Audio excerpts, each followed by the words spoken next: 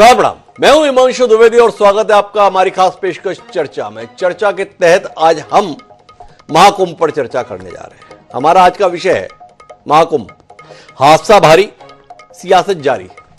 संदर्भ यह है कि आज मौनी अमावस्या का दिन है। कुंभ की अवधि के दौरान सबसे ज्यादा श्रद्धालुओं को उत्साहपूर्वक अगर इंतजार था तो मौनी अमावस्या का था। मान्यताएं कुछ ऐसी अतीत की रही है पौराणिक काल से कि यह माना जाता है कि कुंभ में स्नान का तो अपना महत्व है, पर अगर कुंभ में भी मौनी अमावस्या के दिन अगर स्नान कर लिया जाए तो कहने ही क्या है। चाहे शाही स्नान होते हैं, उसमें सबसे बड़ा शाही स्नान भी मौनी अमावस्या के दिन को माना गया। नतीजा ये रहा कि हर श्रद्धालु जिसके मन में सनातन धर्म को लेकर आस्था है और कुंभ में जाने की ललक है, तो उसने कोशिश की कि वो मौनी अमावस्या के दिन प्रयागराज स्थित कुंभ में शामिल हो जाए। और योगी आदित्यनाथ के नेतृत्व में उत्तर प्रदेश सरकार ने भी महाकुंभ के आयोजन को भव्य बनाने में, विशाल बनाने में कोई कसर नहीं छोड़ी थी। तकरीबन 7,000 करोड़ का भारी भरकम खर्चा इस कुंभ के आयोजन के संदर्भ में उत्तर प्रदेश सरकार के द्वारा प्रस्तावित था। बसाया भी गया एक पूरा नगर, व्यवस्थाएं भी चाक चौबंद करने के संदर्भ में दावे किए गए। बड़े स्तर पर अधिकारियों, कर्मचारियों, पुलिसकर्मियों की तैनाती की गई। इस सब के आधार पर यह उम्मीद जताई गई कि महाकुंभ इस बार ऐतिहासिक भी होगा और किसी भी प्रकार के हादसे से दूर रहेगा। बीच में एक घटना हुई थी आग लगने की गीता प्रेस के संदर्भ में, तो उसे एक हादसे के तौर पर ही देखा गया और इस बात को लेकर सराहना भी की गई कि उस पर तुरंत काबू पा लिया गया। कोई हताहत भी, प्रदेश सरकार के प्रयासों को सराहा भी था। पर इन सब के बीच देर रात तकरीबन 1:30 बजे मौनी अमावस्या पर मौत ने जो अट्टहास किया वह हृदय विदारक है। संगम नोद जिस स्थान को कहा जाता है जहां पर दोनों नदियां मिलती हैं, यमुना और गंगा, और अदृश्य नदी सरस्वती का मिलन का वो स्थान, वहां पर भगदड़ मची। भगदड़ के चलते बड़े पैमाने पर लोग एक दूसरे के ऊपर गिरे और खबरें सुबह टीवी चैनल पर सतही तौर पर साया हुई कि हादसा हुआ है और कुछ लोग मारे गए। हादसे में मारे गए लोगों को लेकर संख्या के संदर्भ में कौतूहल बना रहा, अनुमान लगाए जाते रहे, पर दिन भर इसको लेकर कोई स्थापित आंकड़ा सामने नहीं आया। योगी आदित्यनाथ ने भी दुख जताया, नरेंद्र मोदी जी ने भी दुख जताया, पर आंकड़ों को लेकर एक मौन व्याप्त था। कितने मरे, कितने घायल। शाम ढलते ढलते अभी खबर आई है कि इस हादसे में सरकारी स्तर पर 30 श्रद्धालुओं की मौत को स्वीकारा गया है और 60 श्रद्धालुओं के घायल होने के संदर्भ में बात स्वीकार कर ली गई है। इस हादसे को लेकर अलग अलग प्रतिक्रियाएं हैं। एक तरफ इतना बड़ा हादसा हुआ, इतनी बड़ी संख्या में श्रद्धालु मारे गए, दूसरी तरफ पहले दावा किया गया कि साधु संतों का शाही स्नान रद्द कर दिया गया, फिर दोपहर में खबर आई कि शाही स्नान होगा, शाम तक खबरें आने लगी कि शाही स्नान न केवल हुआ बल्कि ठीक ठाक गाजे बाजे के साथ हुआ, और हद तो यह हो गई कि हेलीकॉप्टर से पुष्प वर्षा भी हो गई। अब वो पुष्प वर्षा साधु संतों पर हुई या जिन श्रद्धालुओं ने अपने प्राण गंवा दिए उनके संदर्भ में श्रद्धांजलि स्वरूप हुई, यह हमारे लिए शोध का विषय होना चाहिए। इन सब के बीच मानो आपदा में अफसर की तलाश थी। विपक्षी दलों के बयान आने शुरू हो गए। राहुल गांधी, मल्लिकार्जुन खड़गे, अखिलेश यादव समेत तमाम नेता ट्वीट के माध्यम से हादसे पर दुख कम जताते दिखे, सरकार को कटघरे में घेरते हुए ज्यादा दिखे। सरकार की व्यवस्थाओं को लेकर उनकी नाराजगी है या इस बात को लेकर प्रसन्नता कि इतने बड़े आयोजन में चलो कुछ तो ऐसा हुआ जिसको लेकर योगी आदित्यनाथ, भारतीय जनता पार्टी, नरेंद्र मोदी को कटघरे में खड़ा कर सके। तो कुल मिलाकर इसी पर आज हम बात करेंगे। इसीलिए हमारा विषय है हादसा भारी, सियासत जारी। हमारे साथ इस चर्चा का हिस्सा बनने के लिए कुछ खास मेहमान मौजूद हैं, उनसे आपका परिचय कराएं और इस हृदय विदारक घटना के पहलुओं पर विमर्श करें। उससे पहले लेकिन समय है विचार सूत्र का। हमारा आज का विचार सूत्र महान दार्शनिक अरस्तु का दिया हुआ है। महान दार्शनिक अरस्तु ने क्या कमाल की बात कही थी। उन्होंने कहा था कि हर जगह उपयोगिता की तलाश करना महान और प्रतिष्ठावान लोगों के लिए पूरी तरह से अनुपयुक्त कार्य है। अरस्तु ने यह कहा था। अरस्तु ने गलत कहा था या जिनको हम प्रतिष्ठावान मानते हैं, महान मानते हैं, उनके संदर्भ में हमारी यह मान्यता गलत है। इस बात को ध्यान में रखते हुए चर्चा को आगे बढ़ाते हैं। हमारे साथ इस चर्चा का हिस्सा बनने के लिए कुछ खास मेहमान मौजूद हैं। हमारे साथ प्रमोद मिश्रा जी हैं, प्रवक्ता हैं भारतीय जनता पार्टी के। डॉक्टर HN उपाध्याय जी हैं, प्रवक्ता हैं भारतीय राष्ट्रीय कांग्रेस के। यश भारती जी हमारे साथ में प्रवक्ता हैं समाजवादी पार्टी के। महामंडलेश्वर स्वामी प्रकाशानंद जी महाराज हमारे साथ जुड़ रहे हैं, राष्ट्रीय अध्यक्ष हैं सनातन धर्म रक्षा परिषद बैजनाथ धाम के। और साथ ही पूर्व डीजीपी उत्तर प्रदेश डॉक्टर सूर्य कुमार शुक्ला जी भी हमारे साथ हैं। आप सभी का स्वागत है। चर्चा की शुरुआत प्रमोद मिश्रा जी से करेंगे, लेकिन उससे पहले कुछ बयानों पर दृष्टि डालेंगे जो हमारे कार्यक्रम के संदर्भ में आधार भूमि तैयार करेंगे। प्रयागराज में महाकुंभ में श्रद्धालु जनों के सकुशल स्नान करने, अमृत स्नान के लिए देश भर से आए हुए श्रद्धालु जनों की व्यवस्था के लिए, उनके कुशल क्षेम के लिए आदरणीय प्रधानमंत्री जी का प्रातःकाल से ही उनके लगभग 4 बार प्रधानमंत्री जी ने हालचाल लिया है।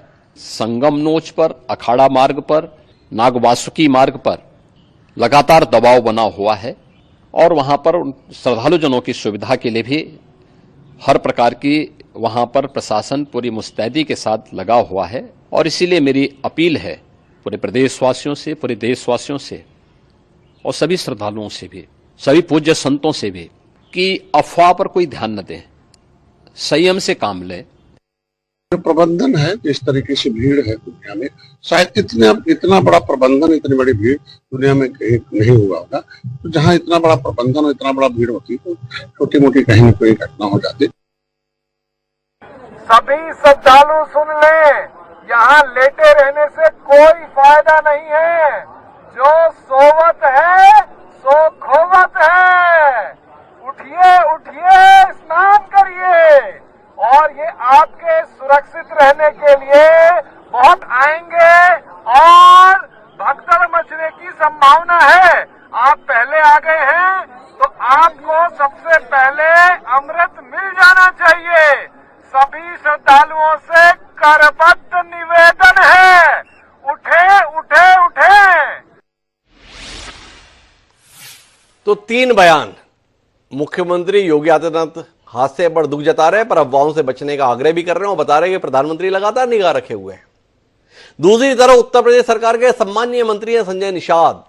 उनका कहना है कि इतना बड़ा आयोजन है, छोटी मोटी बातें हो जाती हैं। 30 लोगों की मौत, 60 लोग घायल, सरकार का जिम्मेदार मंत्री कह रहा है छोटी मोटी बातें हो जाती हैं। और तीसरा जो आप आए देख रहे हैं वो कमिश्नर साहब हैं, जो लोगों को बता रहे थे कि आ गए हो तो सीधे स्नान करने के लिए आओ, बाद में भगदड़ मचने की संभावना है। जब संभावना थी भगदड़ की तो फिर इंतजाम क्यों नहीं थी, यह सवाल जहन में आता है। और इन सबके बीच में प्रमोद मिश्रा जी पर मेरा ध्यान जाता है। तो प्रमोद जी थोड़ा रोशनी देंगे, कहां चूक गए, कितना अफसोस, या पूरी मेहनत इस पे कर दी है कि लोग भूल ही जाएं कोई हादसा भी हुआ है, जिस प्रकार का दृश्य दिन भर चला है। प्रमोद जी।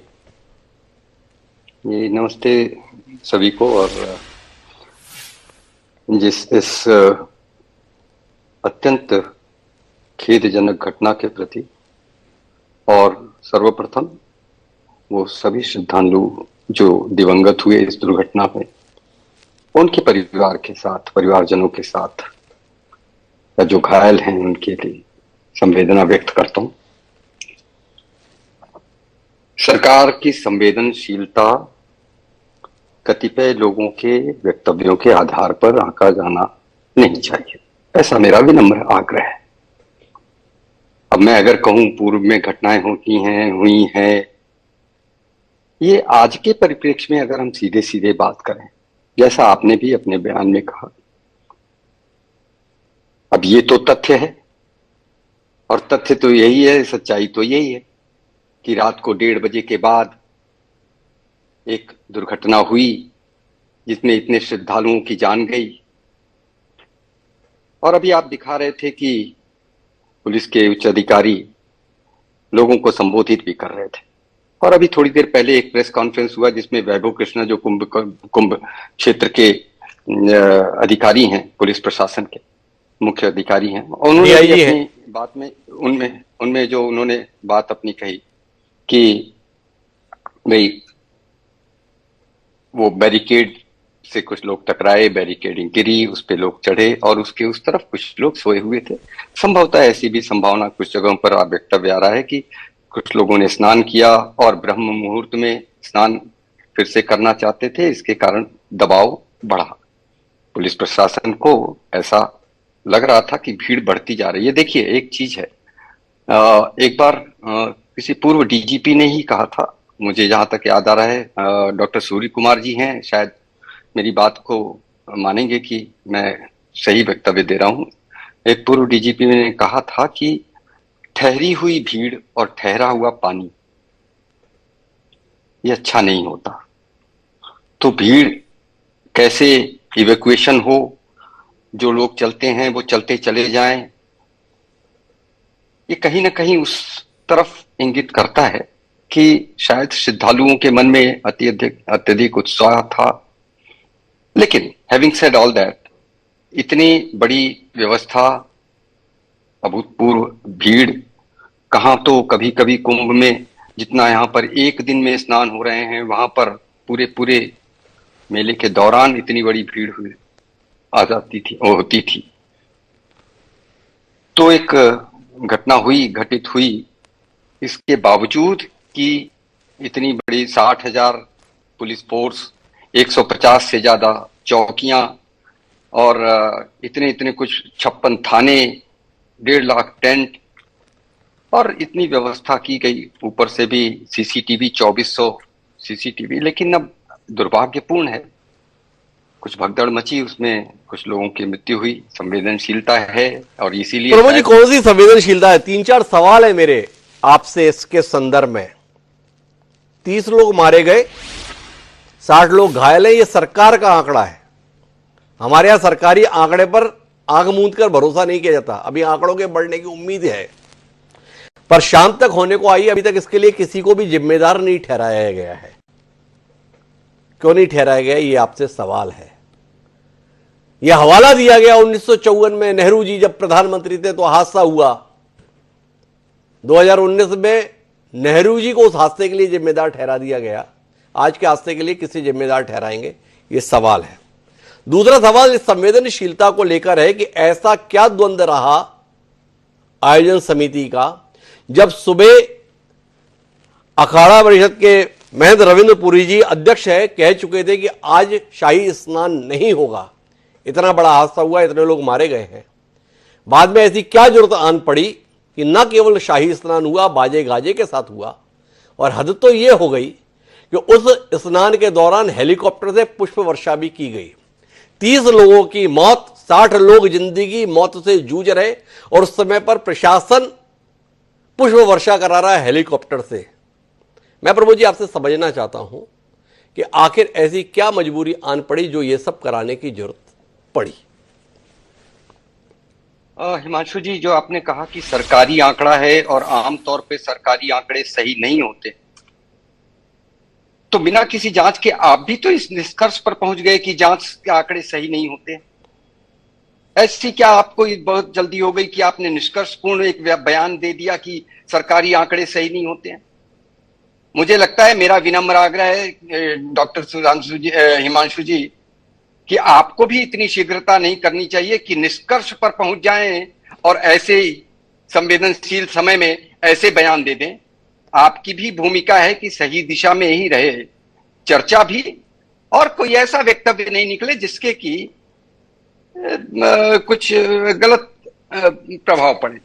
हम और आप दोनों की ही समाज के साथ संवेदनशीलता और उससे पीछे हटने का कोई प्रश्न ही नहीं उठता, और आप भी मेरी शायद इस बात से सहमत होंगे और मेरे आग्रह को स्वीकार भी करें। रही बात शाही स्नान नहीं होगा,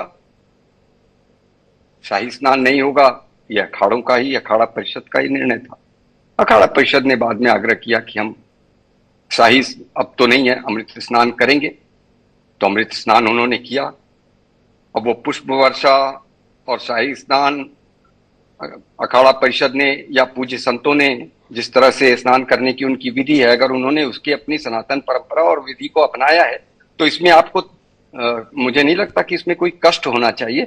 ये कौन सी सनातन परंपरा है, जरा मैं जानना चाहता हूँ प्रभु मिश्रा जी। ये हेलीकॉप्टर का आविष्कार कब हो गया जिसमें पुष्प वर्षा अनिवार्य है स्नान के दौरान? प्रमोद जी थोड़ा रोशनी दीजिए। हाँ, आपकी बात करें तो आप क्या चाहते थे? आप ये चाहते हैं कि पूरा का पूरा स्नान ही आज के दिन रोक देना चाहिए? मेरा तो आपसे सवाल है कि आखिर जिस किस्म का हृदय विदारक घटनाक्रम हुआ प्रमोद जी, और अखाड़ा परिषद के अध्यक्ष ने ऐलान किया कि इतनी बड़ी दुर्घटना हुई है, हम बसंत पंचमी पर करेंगे, तो एक तो आपसे ये जानना है कि आखिर ऐसी कौन सी जरूरत आन पड़ी जिसके कारण से वो निर्णय बदला गया, और दूसरा, भारतीय जनता पार्टी जिसको सनातन संस्कृति के सबसे बड़े पैरोकार के तौर पर हम देखते हुए आए हैं, ऐसे शोक के क्षण में, ऐसे विषाद के क्षण में, ऐसे दुखद मौके पर इस प्रकार से पुष्प वर्षा की क्या वाकई आवश्यकता थी? प्रमोद जी, आपसे सवाल है, ये नाराजगी का विषय नहीं, ये जिज्ञासा का विषय है, और आप जैसे संवेदनशील प्रवक्ता से इस पर एक सारगर्भित उत्तर की अपेक्षा है। जी नहीं, आप पहले तो, मैं अगर मेरी किसी बात से आपको ऐसा लगा हो कि मैं नाराज हो रहा हूं, तो बिल्कुल नहीं नाराज हो रहा हूं। और अगर ऐसा कोई शब्द या ऐसा मेरा कोई मेरे चेहरे से या मेरे बॉडी लैंग्वेज से आपको ऐसा लगा हो, तो मैं आपसे करबद्ध प्रार्थना करता हूं, क्षमा मांगता हूं कि ऐसा नहीं, मेरा मंतव्य भी ऐसा नहीं था, कहीं कतई नहीं, और हो भी नहीं सकता जी। मैं एक, अभी आप कहेंगे कि मैं शायद अतिरेक में जा रहा हूं।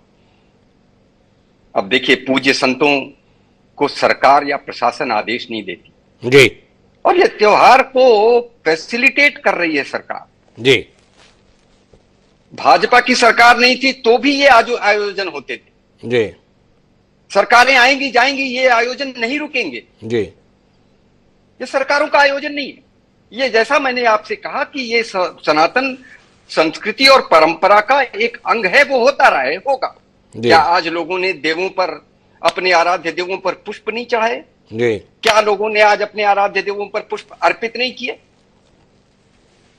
तो मुझे लगता है कि ये इतनी सूक्ष्मता में जाने की आवश्यकता नहीं है। हाँ, दुर्भाग्यपूर्ण घटना हुई, उसके प्रति यदि हमारी संवेदनशीलता नहीं है तो आप प्रश्न करने के लिए पूरी तरह से। चलिए, तो एक आखिरी प्रश्न करता हूं आपसे प्रमोद जी। इस चरण में स्वयं सरकार का यह दावा था कि 10 करोड़ लोग मौनी अमावस्या के दिन संगम में डुबकी लगाएंगे, और हमारी तैयारी पूरी है। पूरी दुनिया का ध्यान आपने इस आयोजन पर केंद्रित करा के रखा है अपने प्रबंधकीय कौशल से। 7,000 करोड़ का भारी भरकम बजट आपने इस आयोजन के सफलतापूर्वक कराने के संदर्भ में आवंटित किया। इतनी सारी कोशिशों के बाद भी आज यह हादसा हो गया। महज हादसे के तौर पर देखेंगे, लापरवाही के तौर पर देखेंगे, किसी को जिम्मेदार मानेंगे? यह सवाल है प्रमोद जी। जी, आपके सवाल का पॉइंटेड आंसर ही दूंगा, और बिल्कुल विश्वास मानिए, इधर उधर नहीं जाऊंगा। पहली बात, मुझे खेद है, मैं आपकी इस बात से सहमत नहीं हो सकता कि सरकार ने पूरे विश्व में इसको प्रसिद्ध बनाने के लिए कुछ काम किया है। सरकार ने नहीं, पूरे विश्व ने स्वयं इस तरफ देखने के लिए पूरा विश्व बाध्य हुआ है कि इतना बड़ा जनमानस, 25 लाख की आबादी के एक शहर में 50 करोड़ लोग आएंगे जाएंगे, और इतने बड़े श्रद्धा के इतने बड़े आयोजन में को भारत में ऐसा बड़ा भव्य आयोजन होता है, और ये भारत की संस्कृति और सनातन परंपरा का अप्रतिम उदाहरण है, जिसके कारण विश्व का ध्यान स्वयं उस तरफ आकर्षित हुआ है। सरकार ने नहीं करती है, सरकारें ही सारे काम नहीं करती। तो पहली बात तो मेरा इससे आपका खेद है। अब आपने आंकड़े दिए कि 8,000 करोड़ रुपए खर्च किए, तो आपने ये आंकड़े भी नहीं दिए कि शायद वहीं से कितने लोगों को रोजगार और कितने लोगों का वो हो रहा है, और economy is expected to be rolling around 3.2 lakh crore. But I am not going on that data. Why? Because today's incidents, we should concentrate specifically on today's incidents. आपका सीधा प्रश्न कि क्या भाई, जब पहले से ही कहा था 10 करोड़ के, तो कहां चूक हुई? चूक तो हुई क्योंकि दुर्घटना हुई है। प्रश्न किससे पूछा जाएगा? निसंदेह हमसे पूछा जाएगा। जवाब किसको देना है? निसंदेह हम उत्तरदायी हैं। लेकिन थोड़ा समय दीजिए, हम जांच कर रहे हैं और आपके पास लेकर के आएंगे। लेकिन जैसा मैंने कहा, यदि भीड़ डायनेमिक हो, और डॉक्टर सूर्य कुमार शुक्ला जी बैठे, शायद मेरी बात का कुछ थोड़ा सा समर्थन करेंगे। अगर मॉब इवैक्यूएट होती रहे, चलते रहे लोग, अब मैं कहूंगा तो आप कहेंगे कि मैं टाल रहा हूं, लेकिन ऐसे भी वीडियो सोशल मीडिया पे घूम रहे हैं जहां पर लोग कह रहे हैं कि भाई आप सोइए मत।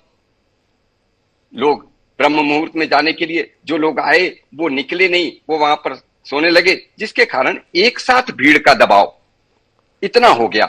और कहीं पर किसी को बैरिकेडिंग में गिर पड़ा और बैरिकेडिंग टूट गई और उस पर से लोग हो गए, तो एक छोटी सी भी घटना एक बड़ी दुर्घटना का कारण बन सकती है। जिसको कहते हैं ना, सावधानी हटी दुर्घटना घटी। कहीं ना कहीं कुछ घटित हुआ। सरकार अपना कार्य कर रही है, प्रशासन अपना कार्य कर रहा है, लेकिन जो हुआ दुखद है, किसी की मंशा तो ये नहीं थी। बाकी पता करेंगे कौन जिम्मेदार है, उस पर कार्रवाई भी करेंगे। यह प्रमोद जी की दलील है। लेकिन कांग्रेस बहुत नाराज है भाई। राहुल गांधी ने सीधे तौर पर कहा बद इंतजामी है पूरे कुंभ के दौरान। मल्लिकार्जुन खड़गे जी भी उसी सुर से सुर मिला रहे हैं। मेरे साथ डॉक्टर HN उपाध्याय साहब हैं। कुंभ के लिए क्या इंतजाम है, ये लगभग हर अखबार और चैनल के माध्यम से सबके बीच में जो कुछ एक सरकार के द्वारा किया जा सकता है वो ये बताने की कोशिश की गई, वो सरकार कर रही है। क्या कहते हो उपाध्याय जी? अवसर मिल ही गया, हादसा हो ही गया, योगी आदित्यनाथ को कटघरे में खड़ा करने का अवसर की प्रतीक्षा थी, मिल गया, चूकना नहीं है। ऐसा ही या दुख है कि सब कुछ किया था पर फिर भी हादसा था, हो गया। साहब नमस्कार। देखिए, हम इस अवसर के लेकर तलाश नहीं कर रहे हैं कि हमारे महाकुंभ में आए हुए श्रद्धालु जान चली जाए और घायल हो जाएं इन सरकार की कुप्रबंधन और व्यवस्था की वजह से। हम तो इस पर सवाल उठाएंगे। हम तो पहले भी कह रहे थे कि व्यवस्था बढ़िया नहीं है। बार बार VIP कल्चर की वजह से लोग आना जाना लगा है। भाजपा के मंत्री, गृह मंत्री, उत्तर प्रदेश के मुख्यमंत्री कई बार गए। तो इससे जैसे 4 घंटा अगर मुख्यमंत्री जाता है तो इसके लिए 4 दिन तक पूरी प्रशासन तैयारी करती है। फिर जाने से थकावट बिताने लगते हैं लोग, तो शिथिलता आ जाती। मैं आपको एक उदाहरण देता हूँ। एक पुलिस अधिकारी है हमारे DGP साहब शुक्ला जी, जाने से ही होंगे, BN राय जी, उनका आज हिंदुस्तान में लेख भी लिखा है, छपा है। उन्होंने कहा नवासी में कुंभ का मैं प्रभारी बनाया गया था वहां पर, तो मुख्यमंत्री कांग्रेस सरकार की नारायण तिवारी जी थे। उन्होंने पूरी छूट दी। कई मंत्रियों का फोन आ रहा था, ये वो हम लोगों ने कहा, तो उन्होंने कहा नहीं, किसी को किसी प्रकार की VIP कल्चर वहीं नहीं जाना है। वहां पर अगर जाना है तो जैसे आम दर्शनार्थी जा रहे हैं, आम स्नानार्थी जा रहे हैं, उस तरह से जाएंगे। तो राय साहब ने कहा कि 15 पूरा कुंभ निपट गया, हमको पता नहीं चला कि कौन मंत्री आया, कौन कैबिनेट मंत्री आया, कौन VIP लोग आए। जब 15 दिन बीत गया तब उन्होंने शाबाशी देने के लिए DGP कार्यालय में हम लोगों का पीठ थपथपाया कि बड़ा अच्छा कुंभ का आयोजन किया। उसके लिए उन्होंने जो पहले की अगर दुर्घटनाएं हुई थी उस समय के अधिकारियों से बात की, क्या कारण से उसका अध्ययन किया। क्या इस बार जब इन्होंने प्रचार पूरा कराया था कि अधिक से अधिक लोग जो है हमारे ये कहने के लिए कि इतने बड़े लोगों को, करोड़ों लोगों को हमने स्नान कराया। अब भैया 10 लाख आबादी इलाहाबाद की है, कुंभ मेले की 10 किलोमीटर तक का क्षेत्र है। अरे कहते हमें 1 करोड़ स्नान कराना है। अब कहाँ से 1 करोड़ आएंगे ये जाने। मैं कहीं टिकट का, रेल टिकट बिक रहा तो इसका विवरण है। रेलवे घरों में तो सन्नाटा है, लेकिन बसें आदि के लिए कहते हैं भरे भरे आ रही है। इसमें कितने ट्रेनों की व्यवस्था चाहिए, कितने बसों की व्यवस्था चाहिए, वो बात है। लेकिन जो भी दुर्घटना हुई उससे हम लोग दुखी है, हमारी पार्टी दुखी है, देश के पूरे लोग दुखी है। ये बात अलग है कि आपने कहा कि पुष्प वर्षा कर रहे हैं। आपको मैं द्विवेदी जी याद दिलाऊं कि जब पुलवामा कांड हुआ था 2019 में, हमारे जवान शहीद हुए थे, उस समय मारे जा रहे थे और हमारे प्रधानमंत्री जी उत्तराखंड में फोटो खिंचा रहे थे। तो एक संवेदनशीलता इनका सिर्फ नेतृत्व दिखाता है वहां पर। तो तमाम इनको इससे नहीं मतलब है, आम नागरिक कितने मारे जाए इससे कोई बात नहीं है।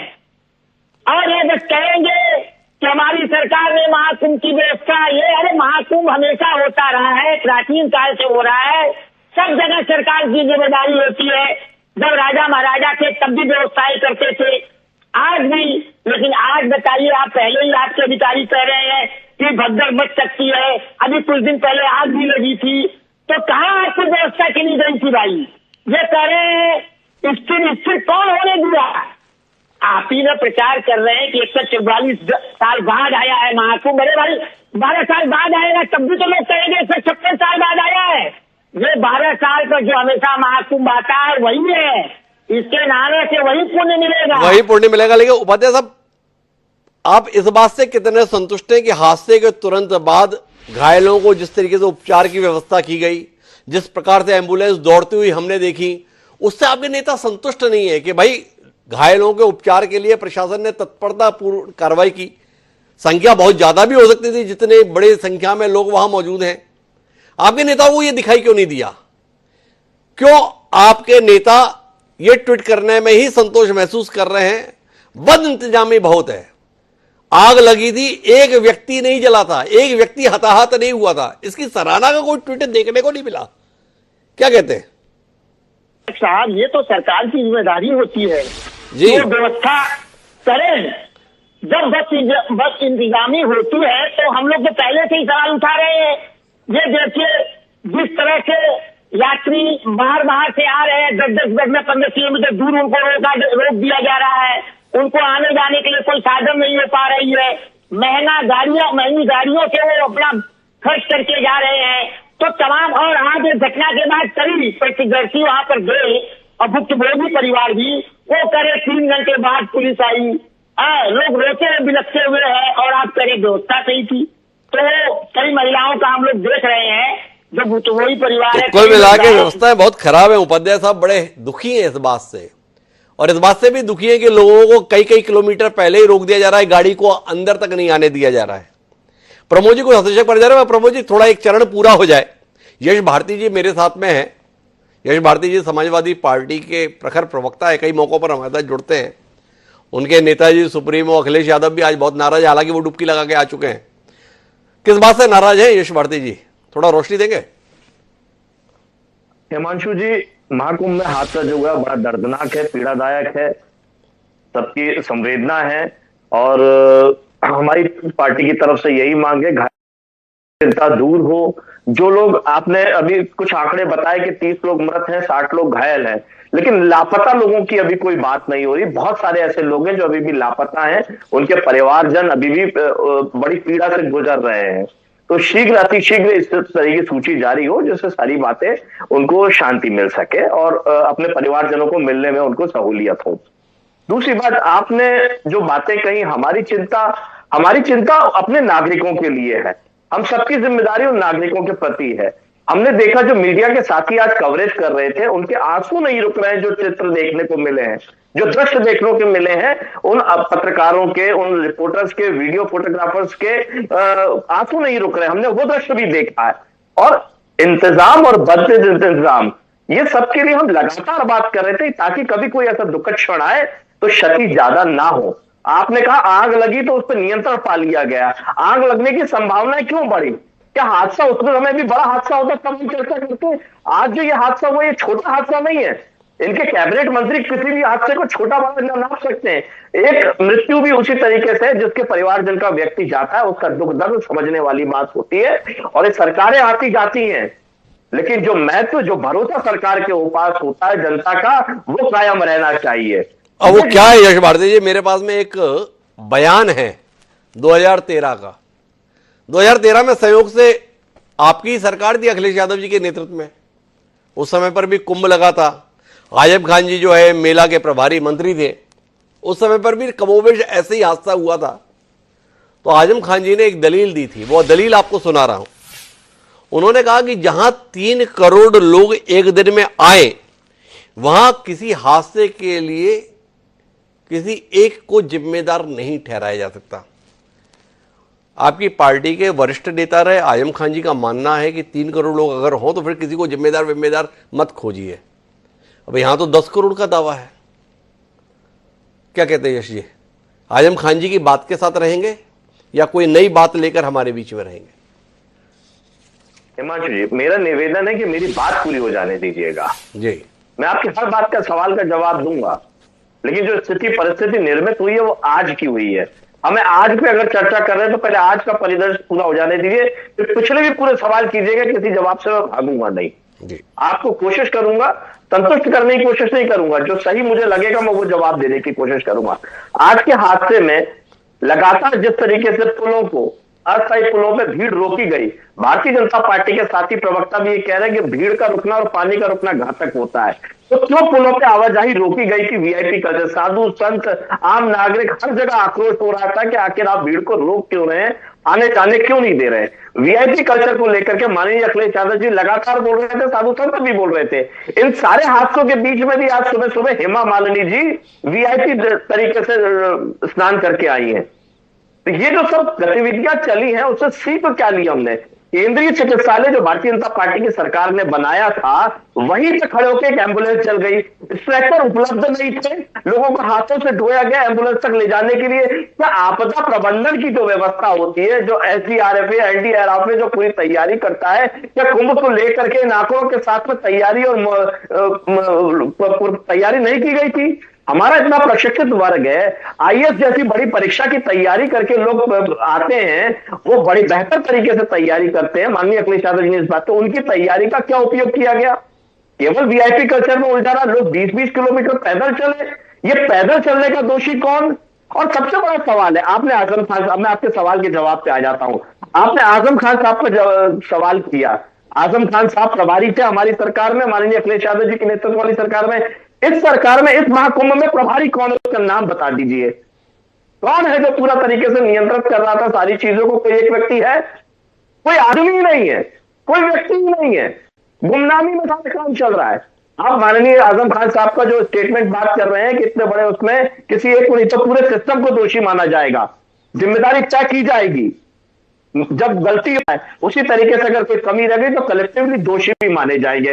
और ये व्यवस्था पूरी तरीके से जो व्यवस्थापक है ये उनका दोष है। श्रेय लेने के लिए, वाहवाही लूटने के लिए जो लोग आगे आ रहे थे, या दोष लेने के भी उनको आगे आना पड़ेगा। और ये अव्यवस्था, ये भारती जी एक बड़ी महत्वपूर्ण दलील दे रहे हैं। अगर यश लेने के लिए जो लोग सामने आ रहे थे तो उनको इस अपयश के लिए भी आगे आना होगा। दलील है यश भारती जी की। उस दलील पर क्या प्रमोद जी की पार्टी विचार करेगी, इस पर उनके पास आएंगे। पर थोड़ा मुझे जानना है व्यवस्थाओं को लेकर। मेरे साथ में वरिष्ठ पुलिस अधिकारी रहे डॉक्टर सूर्य कुमार शुक्ला जी हैं। दो किस्म के दावे हैं। एक दावा सरकारी पक्ष का है कि इंतजामों में कोई कमी नहीं की गई, जो बेहतर से बेहतर हो सकता है वो किया गया। दूसरा पक्ष जो विरोधी पक्ष है उसका कहना है कि सरकारी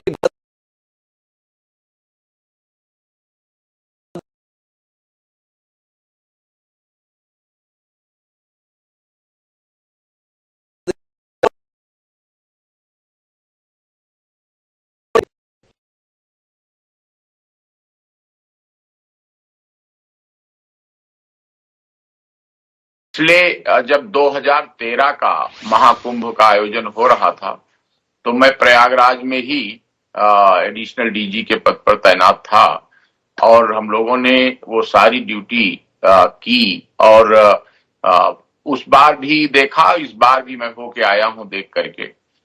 और देखिए, इसमें कोई आश्चर्य की बात नहीं है कि जो विरोधी पार्टी होती हैं तो वो उनका काम होता है कि कोई भी अगर आयोजन में कोई भी व्यवस्था में कमी देखें तो उसको इंगित करते हैं।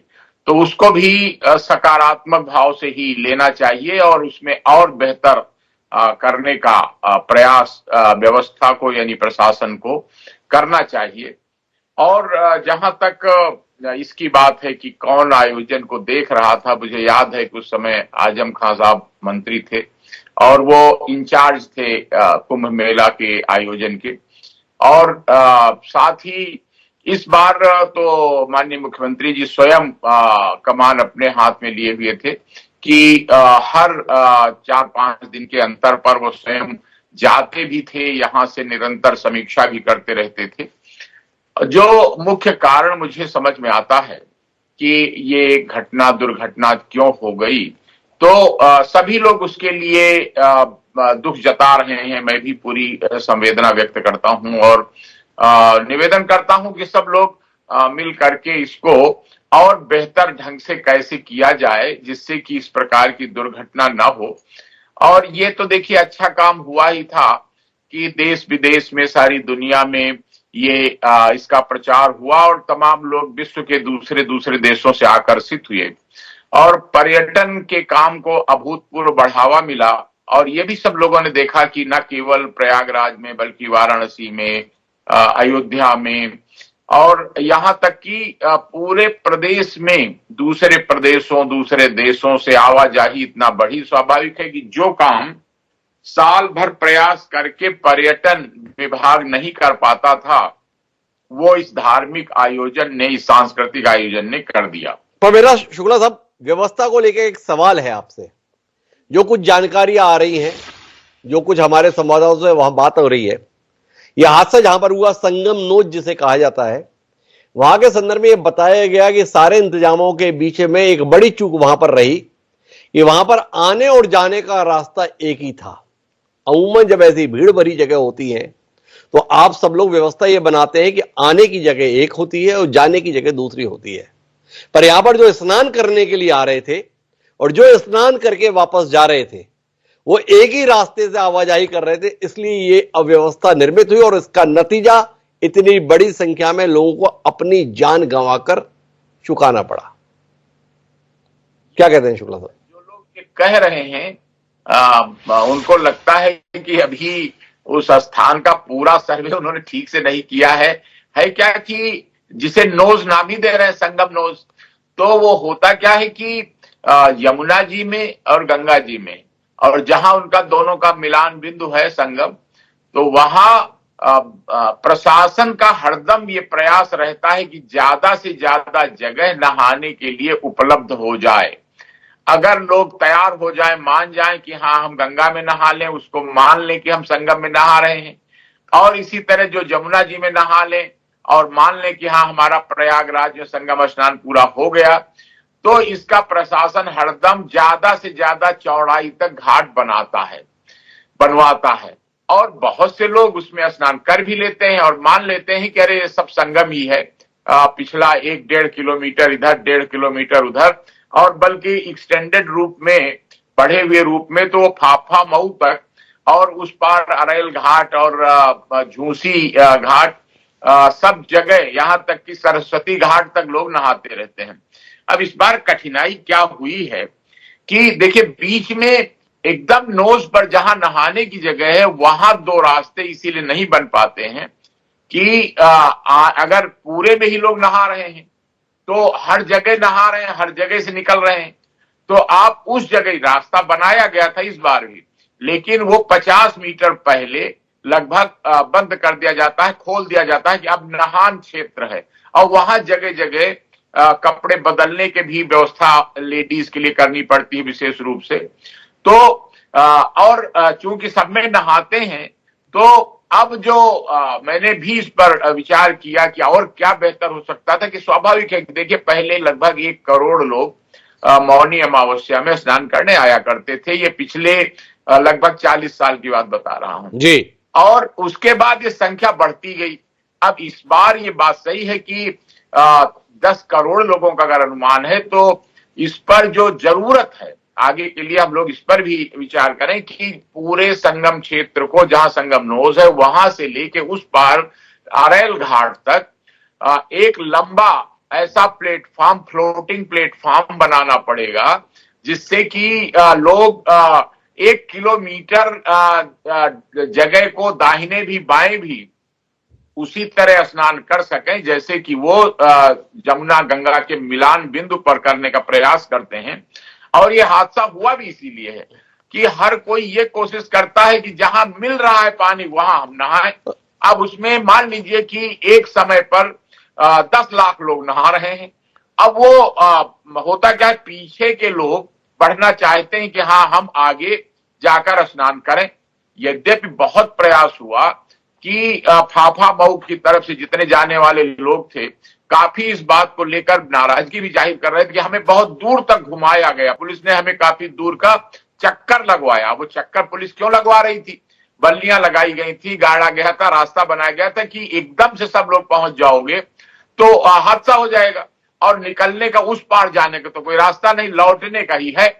और चारों तरफ यानी कि समझिए कि जहां हनुमान जी का स्थान है वहां से लेकर के और झूसी घाट के जमुना जी के पुलों से जब भीड़ चलती है तो तीनों तरफ से पब्लिक चलती है। हर एक का लक्ष्य होता हम संगम में नहाएं।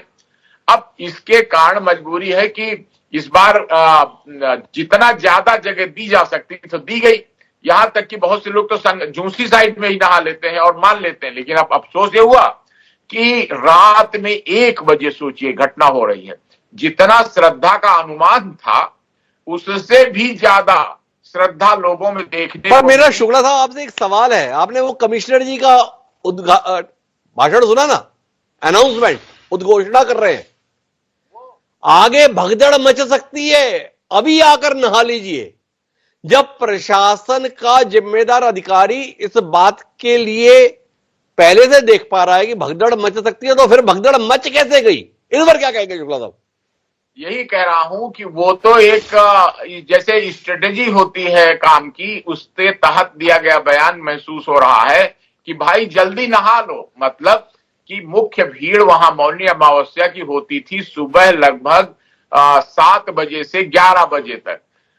और वो मतलब कोई भी मुझे भी कठिनता लग रही है स्वीकार करने में कि रात में 1 बजे ही इतनी भीड़ हो गई कि मतलब वो जो ये हादसा हो गया। ये डॉक्टर सूर्य कुमार शुक्ला जी का कहना है। यश भारती जी कोई हस्तक्षेप पड़ जा रहा है, पर यश भारती जी मेरे साथ में स्वामी प्रकाशानंद जी महाराज है, उनसे मेरी कुछ जिज्ञासा है। महाराज जी मेरी आवाज सुन पा रहे हैं? बताइए बताइए जी, आ रही है।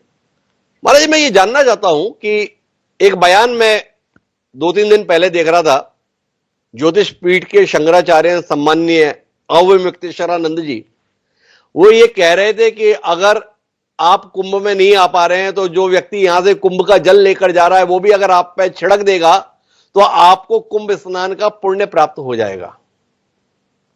जब कुंभ की महिमा इतनी है, कुंभ के जल की महिमा इतनी है, तो ये सारे साधु संत ये वातावरण क्यों नहीं बनाते कि भैया मौनी अमावस्या के दिन स्नान करने से आपके सारे पाप धुलने वाले नहीं है, जिस दिन भी आओगे उस दिन धुल जाएंगे। आप स्वयं में कितने आत्मग्लानि के साथ हैं कि मौनी अमावस्या के दिन ही कुंभ में आना जरूरी है। एक वातावरण ऐसा बन गया और पूरा देश वहां पे इकट्ठा हो गया, तो कुल मिलाकर जो शुक्ला साहब हमसे कह रहे हैं जगह ही नहीं है इतनी, तो क्या कहते हैं महाराज जी आप इस संदर्भ में? नहीं, संदर्भ सबसे जो दुर्घटना हुई जी, उससे हम लोग बहुत दुख व्यक्त करते हैं। और किसी 30 लोगों की मौत हो गई, 30 लोगों का 1 लोगों की मौत भी बड़ा दुखद है, क्योंकि पूरे परिवार के लिए मुखिया चला जाता है या उनका बेटा चला जाता है या पति चला जाता है, कितना दुखद होता है, किया जाता है हो जाता है। हम लोगों ने सुबह में जैसे हम लोग को पता चला, मिला अधिकारी से, हमारा अखाड़ा परिषद अध्यक्ष जी से बात हुआ कि भाई ऐसे घटना हो गई है, हमारे महान निर्माणी की शाही यात्रा निकल गई थी जी, और जैसे पता चला तो पुल से वापस आ गए। हम लोग भाई ऐसा ना हो कि और भगदड़ हो जाए और नुकसान हो जाए, क्योंकि वह लोग हमारे हैं, हम उनके हैं। तो तुरंत हम लोगों ने यात्रा को स्थगित कर दिया। मेला प्रशासन ने हम लोगों से सहयोग मांगा, हम लोग का कहा हम लोग एकदम सहयोग के लिए तैयार है, कहीं कोई दिक्कत नहीं है, आप लोग जैसा चाहेंगे वैसा हम लोग तैयार है। हम लोगों ने कभी अड़ा नहीं। और इतनी बड़ी दुखद घटना हो गई, इस पर राजनीतिक भी लोग कर रहे हैं। उसके दुख के घटना आप कई लोग कर रहे हैं कि शाही स्नान क्यों किए, ये क्यों किए। उनको समझना चाहिए कि यह हमारा 12 साल के बाद यह पर्व आता है, सनातन का सबसे बड़ा पर्व है। मुगल आए, आजम आए, तब भी यह पर्व जो है चलता रहा। तो हमारे देवताओं का स्नान कराना जरूरी है, नियम है। तो मुख्यमंत्री जी ने भी कहा कि भाई आप छोटी यात्रा निकाल करके देवता और आचार्य महामंडलेश्वर हमारे पीठाधीश्वर जो होते हैं उतने लोग आइए और कम से कम स्नान करिए, उसकी सारी व्यवस्था, और बहुत बढ़िया व्यवस्था रही। आपको मैं बताना चाहता हूं कि हमारे आवाहन अखाड़ा और अग्नि अखाड़े ने पैदल यात्रा किया, पैदल गए और पैदल हम लोग आए कि नहीं, ये खुशी का समय नहीं है। इतना बड़ा दुख हमारा हो गया, इतने लोग मारे गए, हम लोग पैदल गए और पैदल आए वहां से हम लोग स्नान करके उतना दूर पर। तो हम लोगों को बड़ा दुख हो रहा है और हम लोगों ने यही प्रार्थना की कि जिनके भी इसमें मृत्यु हो गई उनको कैलाशवासी हो, उनको मुक्ति मिले, उनके परिवार को शक्ति मिले, और जो बीमार हैं, जो घायल हो गए, वो जल्द से जल्द स्वस्थ हों। सरकार पूरी व्यवस्था में लगी हुई है, लेकिन कहीं न कहीं चूक हुआ, क्योंकि हम यहाँ नवंबर से हम लोग यहाँ पर हैं जी। अब मैं बताना चाहता हूं कि 11 नंबर से लेकर के 14 नंबर तक घाट ही नहीं है। एक घाट थी, वो घाट भी बह गई, तो इधर की भी भीड़ वहां चली गई। जब भीड़ एक साथ जाएगी तो घटना दुर्घटना होगी, उतनी भीड़ जब व्यवस्था होगी। दूसरा है कि भीड़ का इतना अंदाजा हमको लगता है कि हम लोगों को भी नहीं था और सरकार को भी नहीं था कि इतनी ज्यादा भीड़ यहाँ आ जाएगी। और भीड़ क्या है कि सारे भीड़ यह चाहती है कि सुबह में नागाओं का स्नान, सन्यासियों का स्नान को देखें, तो उसके लिए प्रशासन बैरिकेडिंग करता है। अगली बार सुविधा छीनी हुई थी तो हम लोगों ने मेला प्रशासन के पास रखा भी था कि ऐसे में कैसे स्नान हो पाएगा अगला बार, तो मेला प्रशासन ने पूरा बैरिकेडिंग किया था इस बार बढ़िया से। हम लोगों को विश्वास में लेकर के दिखाया कि भाई जैसी व्यवस्था की है, हम लोग संतुष्ट थे, उससे कोई दिक्कत नहीं था। लेकिन इतनी भीड़ बढ़ गई, बैरिकेडिंग टूट गया, तो उसमें दुर्घटना हो गई, जो दुखद है। अच्छा महाराज जी, एक ज्ञान की बात बताइए, ये जो शाही स्नान है तो इसमें तो नागा साधु और जो अखाड़े के जितने भी साधु महात्मा है वो स्नान करते हैं, जो आम श्रद्धालु हैं उनका आज ही के दिन स्नान करने से कोई विशेष फल की प्राप्ति होती है क्या? या जो कुंभ की अवधि है किसी भी दिन स्नान करोगे तो वही पुण्य, वही फल, वही मोक्ष प्राप्त हो जाएगा? इसमें अंतर है क्या कि इसमें स्वीट रूम मिलेगा ऊपर में और उसमें छोटा मिलेगा? थोड़ा बताए तो सही ना कि मौनी अमावस्या के दिन ही करना जरूरी है, बसंत पंचमी के दिन ही करना जरूरी है, थोड़ा इस पर रोशनी दे देंगे यहाँ पे? जरूर जरूर, मैं आपको बताना चाहता हूं और पूरे देश को कि हम लोग के यहाँ भी कई जो हमारे पदाधिकारी होते हैं, जो व्यवस्थापक होते हैं, वो सब स्नान नहीं करते हैं। जो स्नान करके आते हैं उसी को स्पर्श कर लेते हैं, तो सब स्पर्श करने से मिल जाता है। यहाँ के जल को ले जाए, जल को छिड़क दीजिए तो उतना लाभ मिल जाए। तो लेकिन लोगों के एक मन में जो बैठा हुआ है कि मोनी अमावस्या दिन नहाना है, शाही स्नान, उससे ज्यादा है कि वह लोग ये देखने के लिए आते हैं कि नागा स्नान जो होता है, शाही स्नान होता है, उसको देखने की भीड़ सबसे ज्यादा होती है, क्योंकि वह जब कुंभ लगता है तभी देखने को मिलता है, इसलिए जो है सो भीड़ बढ़ जाती है। इसलिए भीड़ बढ़ जाती है, महाराज जी का कहना है। मुझे जाना है वापस प्रमोद मिश्रा जी के पास में, लेकिन यश भारती जी को हस्तक्षेप कर जा रहे, उनका हस्तक्षेप होता है। जी यश जी। मैं 2-3 बातें हिमांशु जी कहना चाहता था जी। एक तो ये बात थी कि जो बात हो रही कि भीड़ इकट्ठी हो गई, सारी चीजें, कई ऐसे लोग थे जो 3 दिन से सो रहे थे कि हमें मौनी अमावस्या में स्नान करना है, उनके ठहरने की, रुकने की कोई व्यवस्था नहीं थी, खुले आसमान में वहीं सो रहे थे वो। तो ये जो कमिश्नर साहब या जो पुलिस का प्रबंधन माइक लेकर के सब बातें कह रहा था भगदड़ मच जाएगी, तो रुकने ठहरने की और सुचारू व्यवस्था थी नहीं। ये आप ही के मीडिया के साथियों ने दिखाया। दूसरी बात, ये बड़ा भ्रष्टाचार का मामला है, क्योंकि 10,000 करोड़ के बजट का हिसाब किताब 7,000 8,000 का बता रहे, सरकार जो बोल रही है वो 10,000 करोड़ की बात बोल रही है। और माननीय अखिलेश यादव जी ने इस बात पे कहा था कि केंद्र की भी मदद दीजिए, 20,000 करोड़ के लिए नहीं, लोगों के लिए बेहतर व्यवस्था दीजिए। लेकिन यहाँ पूरा भ्रष्टाचार का मामला, जैसे उज्जैन के कुंभ में 2100 रुपए का घड़ा और तमाम भ्रष्टाचार, एलईडी घोटाला, टंकी घोटाला, तमाम कुंभ में 2014-16 के घोटाले, वैसे ही आप देखेंगे जैसे ही कुंभ खत्म होगा ये घोटाले निकलेंगे, और ये घोटालेबाज भी निकलेंगे जिन्होंने लोगों की जनता के साथ में खिलवाड़ किया है। और ये हत्या है, ये लापरवाही नहीं, ये हत्या है, ये हत्या है, ये गंभीर किस्म का आरोप यश भारती जी का। लेकिन प्रमोद जी, मुझे आपसे आखिरी दौर की बातचीत करनी है। आप अपने आप में इस बात को लेकर दोषी नहीं महसूस कर रहे हैं? कितने बेहतर तरीके से डॉक्टर सूर्य कुमार शुक्ला जी ने बताया कि यहां पर जगह सीमित है, स्नान के स्तर पर व्यवस्था एक सीमित लोगों तक ही संभव है। आपने इसे प्रतिष्ठा का विषय बना लिया कि देखो पूर्ववर्ती सरकारें जो नहीं कर सकती थी, हमारी सरकार पूरे लोगों को यहां पर लाके इकट्ठा कर दी। 5 करोड़ लोग आएंगे, 8 करोड़ लोग आएंगे, 10 करोड़ लोग आएंगे। क्या आपको नहीं लगता है कि जिस जगह की क्षमता 1 करोड़, 2 करोड़, 5 करोड़ की है, आपके इस अतिरिक्त उत्साह ने अपने आप को एक इतिहास पुरुष साबित करने की कोशिश ने इस प्रकार की अव्यवस्था को जन्म दे दिया? इसके संदर्भ में कोई भाव है प्रमोद जी आपके अंदर?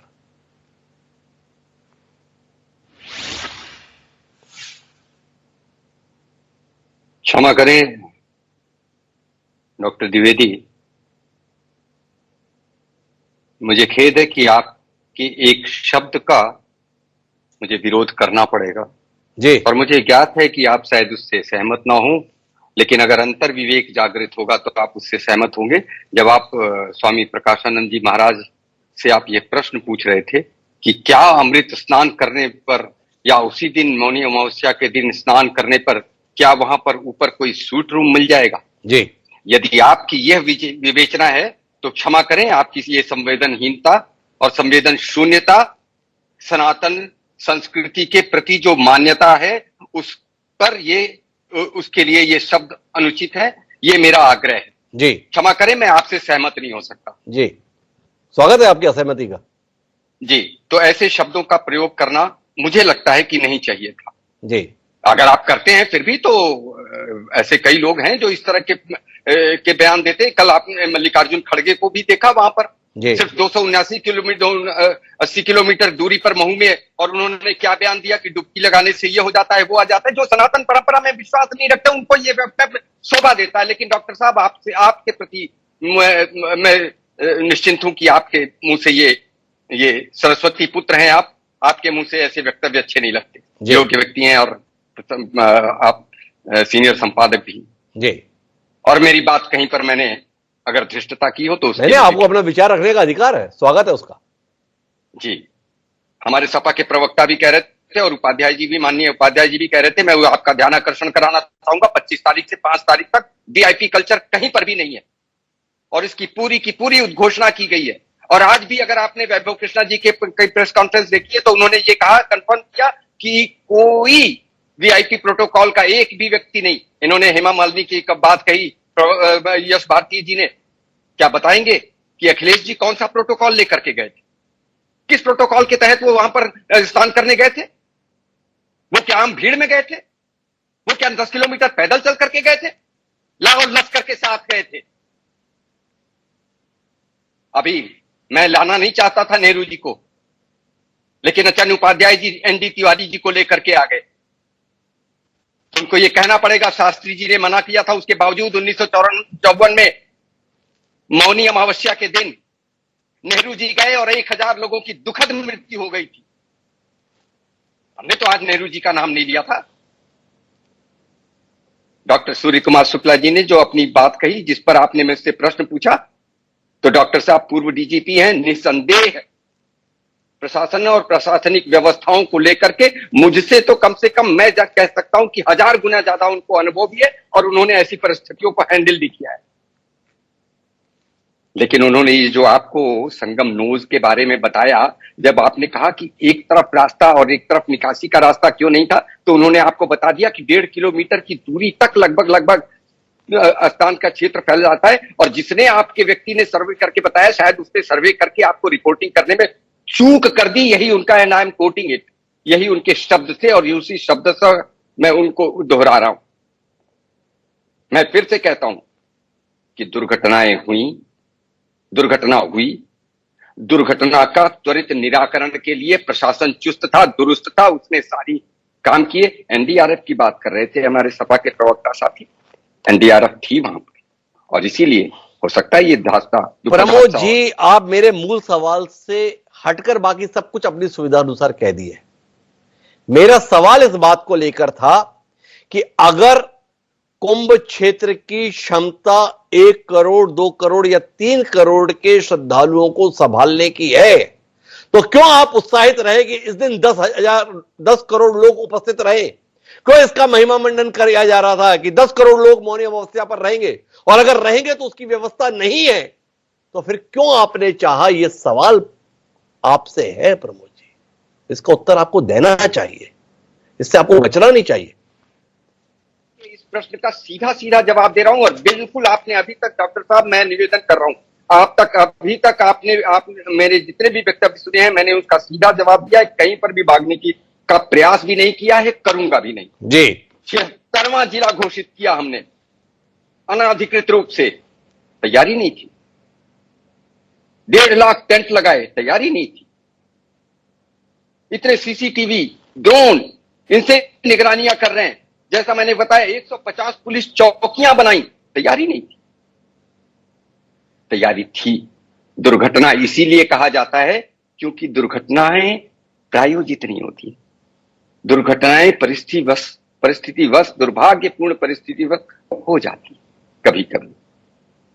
आप 60,000 पुलिस फोर्स है, आप गिन करके बताइए, शुक्ला जी से, डॉक्टर सूर्य कुमार शुक्ला जी से पूछिए, एक प्रति व्यक्ति प्रति पुलिस कितने लोग हो जाते हैं।